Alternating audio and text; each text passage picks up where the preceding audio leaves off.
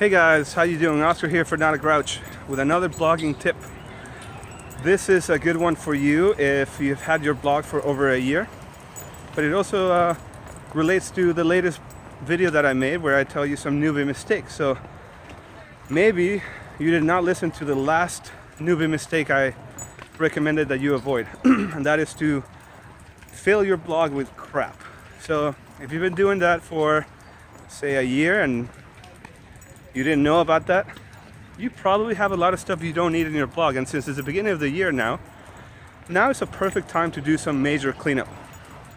So I want to give you some ways that you can clean up your blog and hopefully increase your rankings, increase your readership. So the very first thing to do is to go through your plugins and see if any of the plugins that you have in there are necessary. A lot of the times you'll find that a plugin does the same thing as another plugin and you just didn't know. Maybe, for example, there's an SEO plugin that I use called Yoast SEO that takes care of a lot of things that there's also single use plugins. For example, links. You can have Yoast SEO do your link management as far as redirections and 301s. But there's also plugins specifically designed for that. You don't need those plugins if you have Yoast SEO. There's also gallery plugins that allow you to set pictures and talk about different, make different slideshows. But there's other plugins that allow you to manage your photos. So if you look at the features and services, you may not need to have both in there. And there's also other plugins that you may not need that actually you thought you needed at some point and no longer are needed. Make sure you delete those from your WordPress installation. Don't just deactivate them, because if those plugins later on have a vulnerability, you may get hacked if you have those installed, just because hackers know how to use the files of the plugins to their advantage to break into your site. So make sure that's something that you look at. Another thing that people tend to do is they install a lot of different themes. And end up using one, and that's it. That's what they end up using. But they leave all the other ones installed.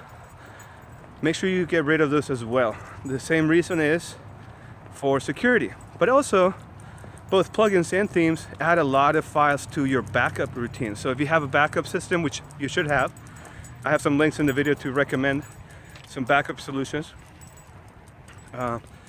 The more stuff you have that's not getting used, the bigger your backup is, the longer it takes, and the longer it will take to restore that backup should your site fail. So another thing that you should do is look for broken links. These are called 404 links. In other words, you may have blogged about something in the past and found that that website no longer exists, or that website link changed or got moved. So you got to make sure that you fix those links. He won't do anything. She's just scared of They're dogs. afraid of Picasso. So that's another thing that you can do to clean up your site and actually make Google happy. The less 404 links you have, the better. And the way to do that is you can ironically do it with a plugin called Broken Link Checker. What I would recommend is that you install that plugin, configure it, and let it run for a week or so. It'll find all your broken links and let you know about it. Then you can uninstall that plugin, because it's quite honestly, it uses a lot of resources, so you don't want to have that running all the time. Then the other way to find your 404 links is to make sure that you have Google Webmaster Tools installed, or it's called, I believe it's called Webmaster's Dashboard now. But if you have that installed and it's configured correctly, it will go through your site regularly and let you know if you have a lot of 404 links and how to find them. So you want to make sure you fix those. If they're going out to another website, make sure that you find the correct website and update it. If it's going to a website that no longer exists, you can just remove the link altogether. And if it's going to a link on your own site and that's been removed or changed, make sure you update it. That's a good benefit for your readers And like I said, it makes the search engines really, really happy. What else? The last thing you can do to improve your website for the new year is look at your file size images, or your image file size.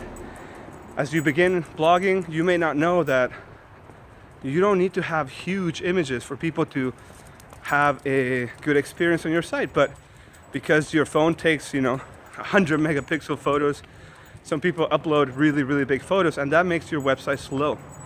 So go through, and if you go to a tool called pingdom.com, there is a free site checker there that lets you know how big your files are and how slow or how fast your website is loading.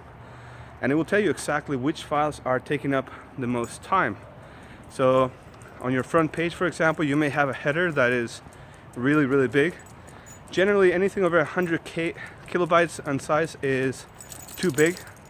So you want to reduce those. And I'm not going to get into how to do that, but there's plugins that do that for you in WordPress. If you know Photoshop, you can certainly optimize your files that way.